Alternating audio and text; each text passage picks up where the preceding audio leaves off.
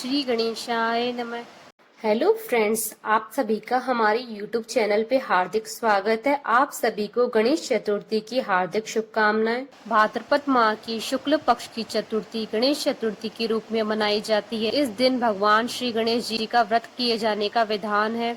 मान्यता है कि इस तिथि का संबंध भगवान श्री गणेश जी के जन्म से है तथा ये तिथि भगवान गणेश जी को अत्यंत प्रिय है। ज्योतिष में श्री गणेश को चतुर्थी का स्वामी कहा गया है। भाद्रपद मास की शुक्ल पक्ष की चतुर्थी के दिन चंद्रमा का दर्शन मिथ्या कलंक देने वाला होता है, इसलिए इस दिन चंद्र दर्शन करना मना होता है। इस चतुर्थी को कलंक चौथ के नाम से भी जाना जाता है। कहा जाता है कि भगवान श्री कृष्ण भी इस तिथि पर चंद्र दर्शन करने के पश्चात मिथ्या कलंक के भागी बने थे। शास्त्रों में गणेश चतुर्थी के दिन चंद्र दर्शन निषेध माना गया है। इस दिन चंद्र दर्शन करने से व्यक्ति को एक साल में झूठ का मिथ्या कलंक लगता है। भगवान श्री कृष्ण को भी चंद्र दर्शन करने का मिथ्या कलंक लगने के प्रमाण शास्त्रों में है।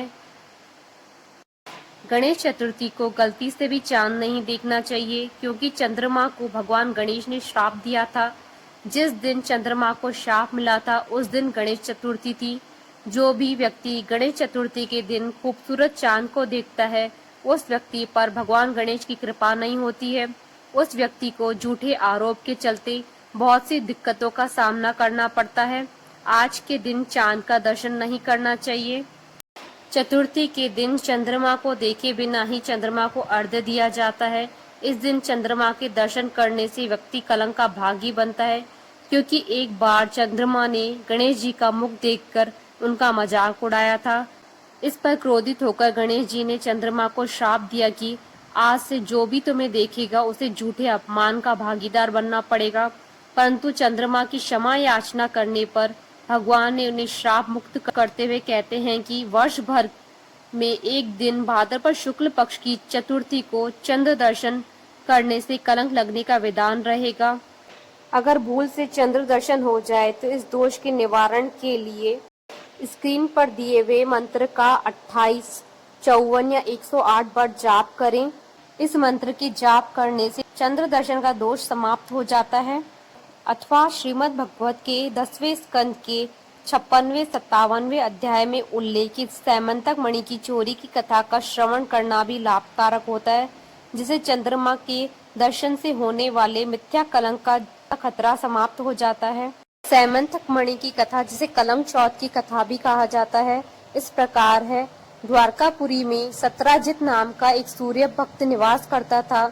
उसकी भक्ति से प्रसन्न होकर सूर्य देव ने उसे एक अमूल्य मणि प्रदान की। मणि के प्रभाव स्वरूप किसी भी प्रकार का भय नहीं रहता है और राज्य आपदाओं से मुक्त हो जाता है। एक बार भगवान श्री कृष्ण ने प्रसंगवश कहा, सत्राजित तुम अपनी मणि राजा उग्रसेन को दे दो, इससे यह बहुमूल्य वस्तु सुरक्षित हो जाएगी और तुम्हें यश भी मिलेगा।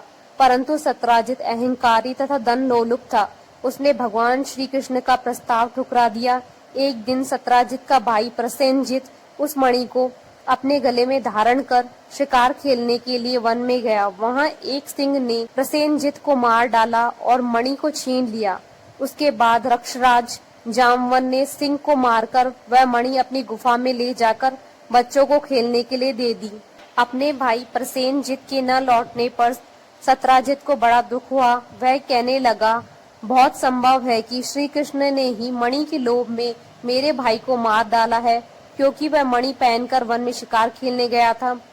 जब श्री कृष्ण ने सुना कि सत्राजित मुझ पर ही कलंक लगा रहा है, तब वह कलंक को मिटाने के उद्देश्य से प्रसेनजित को ढूंढने नगर के कुछ गणमान्य नागरिकों को लेकर वन में गए। खोजते खोजते उन्होंने देखा कि जंगल में किसी सिंह ने प्रसेनजित और उसके घोड़े को मार डाला है।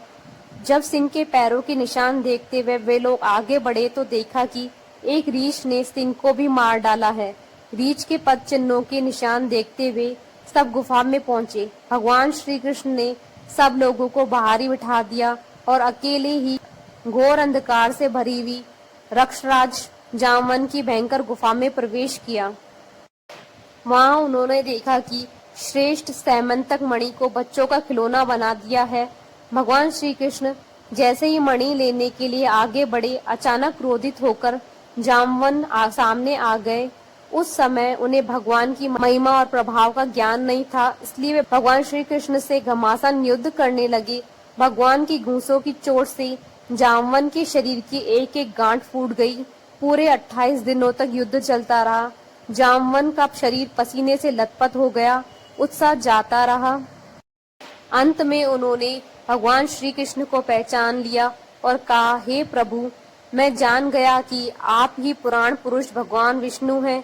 मुझे पराजित करने की क्षमता किसी साधारण मनुष्य में नहीं हो सकती।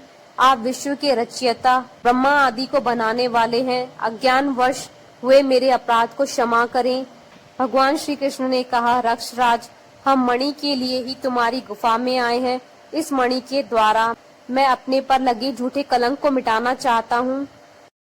भगवान के ऐसा कहने पर जामवन ने बड़े आनंद से उनकी पूजा की तथा अपनी कन्या कुमारी जामवती को मणि के साथ उनके चरणों में समर्पित कर दिया। भगवान श्री कृष्ण अपनी नववधू जामवती के साथ द्वारका लौट आए और मणि सत्राजित को लौटाकर अपने ऊपर लगे कलंक को मिटा दिया।